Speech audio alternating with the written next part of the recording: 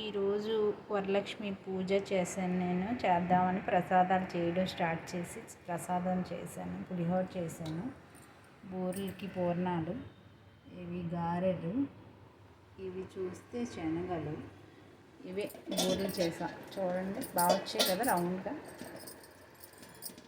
అది బూరెలు, ఇది రవ్వ కేసరి, ఇంకా ఉన్నాయి, స్పెషల్స్ ఉన్నాయి. ఉండండి, నేను ఒక నిమిషం చూపిస్తాను.